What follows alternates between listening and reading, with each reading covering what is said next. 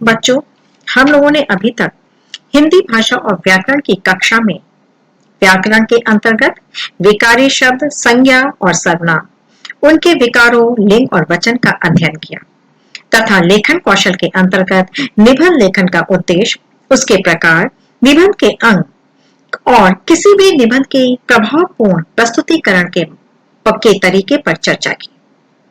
आज हम हिंदी भाषा की रचनात्मक श्रृंखला में सूचना लेखन अर्थात नोटिस राइटिंग के बारे में चर्चा करेंगे। मनुष्य जिज्ञासु प्राणी है।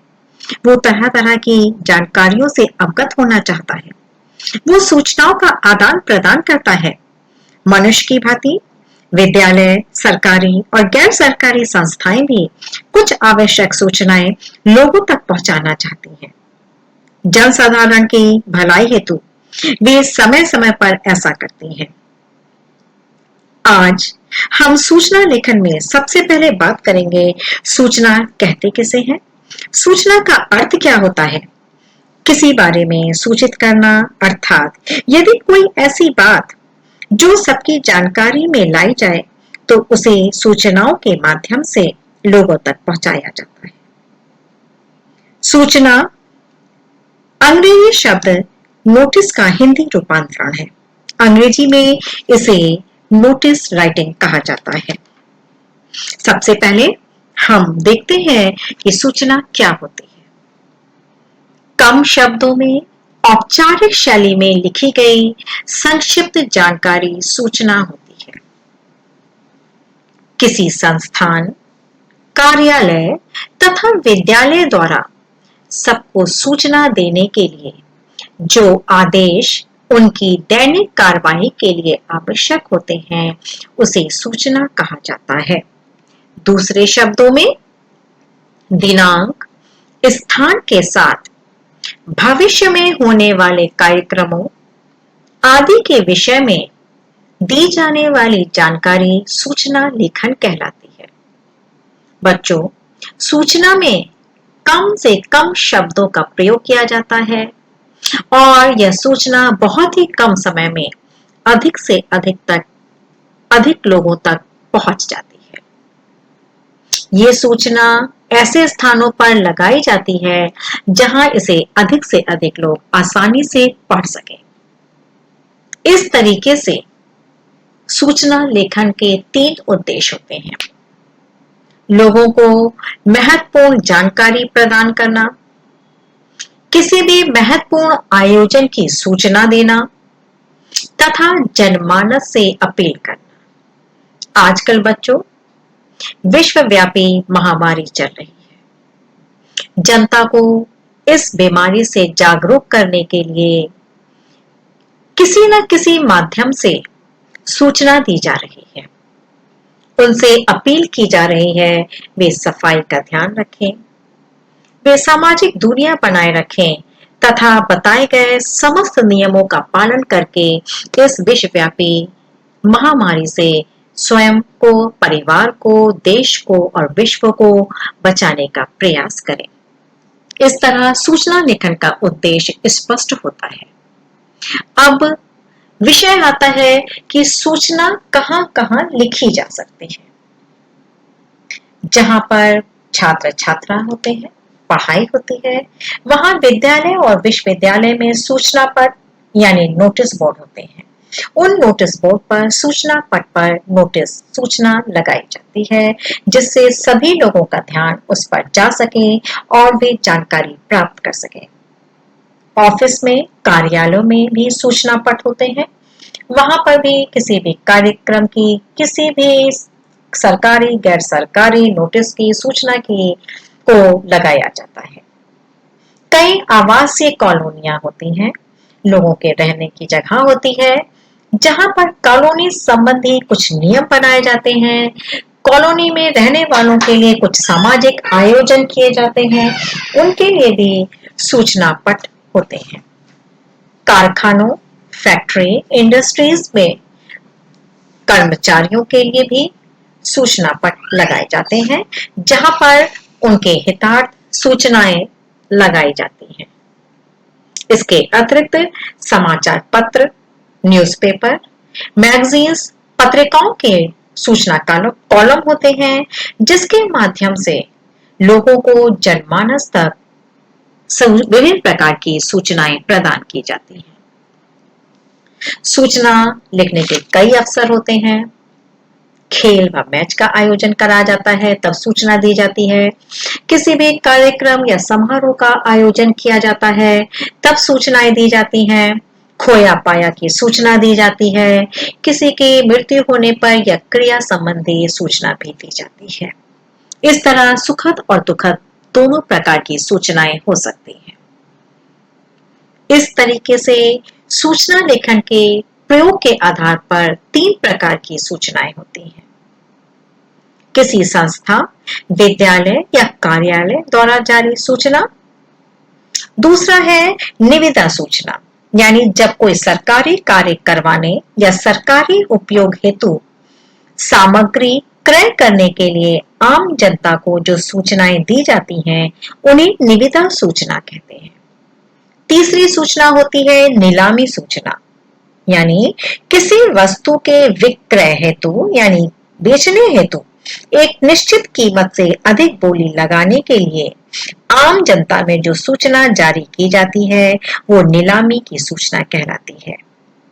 इसे सरकारी व गैर सरकारी दोनों प्रकार की संस्थाएं जारी करती हैं। इसमें नीलामी की वस्तु, स्थान, दिनांक व समय का संपूर्ण विवरण दिया जाता है। लेकिन बच्चों, क्योंकि आप लोग विद्यालय में पढ़ने वाले छात्र हैं, इसलिए आपके पाठ्यक्रम में केवल पहली प्रकार की सूचना लेखन आता है। अब हम सूचना लेखन के महत्वपूर्ण बिंदुओं को, महत्वपूर्ण बातों पर ध्यान देते हैं कि हमें सूचना लेखन करते समय किन किन बातों का ध्यान रखना चाहिए। पहली बात, सूचना बहुत ही सरल होनी चाहिए, स्पष्ट होनी चाहिए और बोधगम्य भाषा में होनी चाहिए। यानी सूचना लिखते समय हमें कठिन शब्दों का प्रयोग नहीं करना चाहिए, क्योंकि सूचना सभी लोगों के लिए होती है। दूसरा, अनावश्यक तथ्यों का उल्लेख नहीं करना चाहिए, यानी जो बात कहनी है उसे सीधे सीधे सरल शब्दों में कह देना चाहिए।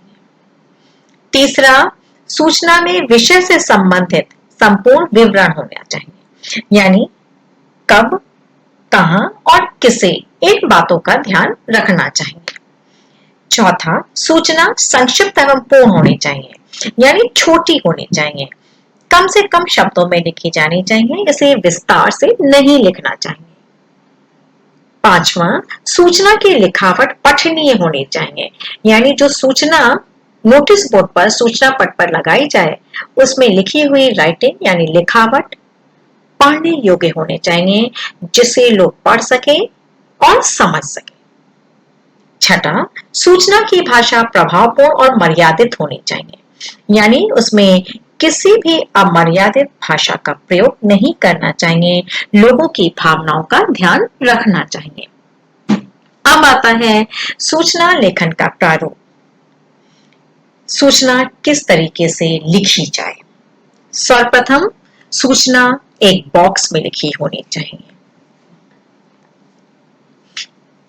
दूसरा, सबसे ऊपर मध्य में विद्यालय और संस्था का नाम लिखना चाहिए जहां से ये सूचना दी जा रही है।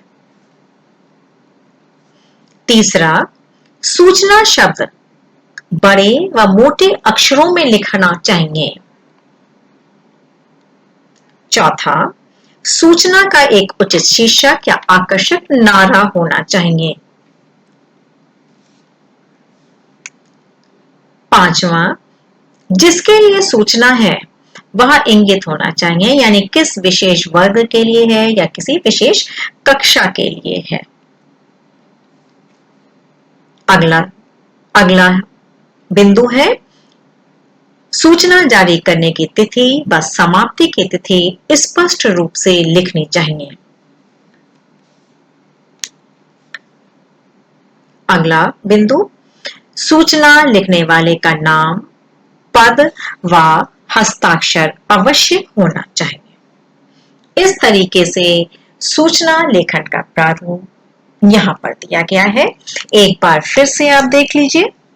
सर्वप्रथम जिस विश्वविद्यालय या संस्था ने सूचना जारी की है उसका नाम, उसके नीचे सूचना बड़ा बड़ा शब्द, उसके बाद सूचना का शीर्षक यानी किस लिए, किस कार्यक्रम या आयोजन के लिए वो सूचना दी जा रही है, बाईं तरफ दिनांक, दाईं तरफ किस वर्ग, कक्षा या विशेष वर्ग के लिए दी गई है सूचना।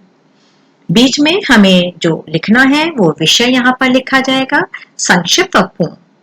अंत में हस्ताक्षर, जो व्यक्ति दे रहा है उसका नाम, और अंत में जिसके द्वारा ये सूचना जारी की जा रही है उसका पद अवश्य होना चाहिए। बच्चों, अब हम एक उदाहरण द्वारा सूचना लेखन देखते हैं।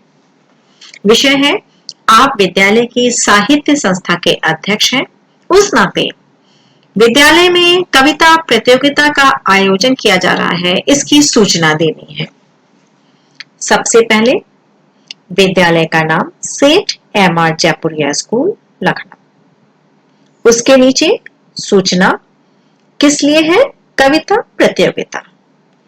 बाईं तरफ देखिएगा, आज की दिनांक है 16 मई 2020। दाईं तरफ लिखा है कि किसके लिए, किस विशेष वर्ग के लिए है, कक्षा है 6ठी से 10वीं कक्षा तक के विद्यार्थियों के लिए है। अब यहाँ पर विषय देखिए लिखा है, विद्यालय के साहित्य संगठन द्वारा विद्यालय के सभागार में ग्रीष्म अवकाश के उपरांत 15 जुलाई 2020 को कविता लेखन प्रतियोगिता का आयोजन किया जाएगा। कक्षा 6ठी से 10वीं तक के इच्छुक विद्यार्थी हस्ताक्षरकर्ता से दूरभाष द्वारा संपर्क करें। इसमें आप अध्यक्ष हैं, आपका हस्ताक्षर यानी सिग्नेचर, नाम, आपका नाम, आपका पद यानी अध्यक्ष साहित्य संगठन, और दूरभाष नंबर यानी आपका टेलीफोन नंबर। दूरभाष नंबर इसलिए दिया जा रहा है क्योंकि इस समय आप सभी जानते हैं ग्रीष्म अवकाश होने वाला है, इसलिए ग्रीष्म अवकाश में संपर्क दूरभाष के द्वारा ही संभव है।